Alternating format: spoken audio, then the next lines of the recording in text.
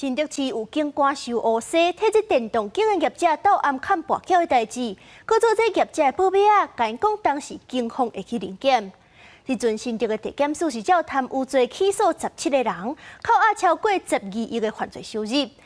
而且这个案件竟然搁逼出案外案，迄两个警官是甲业者要乌西派出所9000万公关费，拢地入家己的落地啊。电玩店响爆的扛棒真城人注意，新竹市发生警官收钱，替电玩业者护航通风报信的备案。根据检方调查，川关集团旗下有6间电子游戏场，在疫情了后，为了刺激消费，私底下互缴客以积分卡，也是票券换现金，达到跋筊罪案线。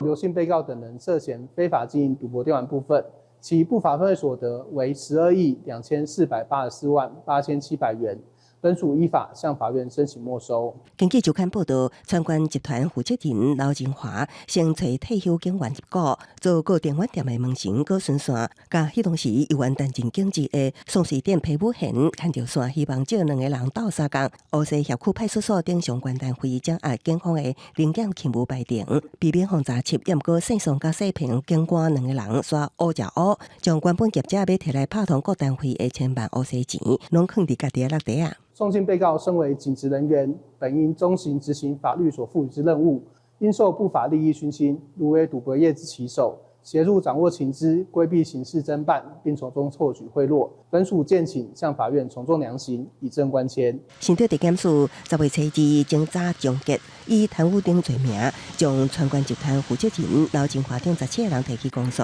也对涉案在逃的前派出所所长皮武贤发布通缉。做一个执法人员，耍知法犯法，做上歹的示范，也予警界形象受到损伤。记者综合报道。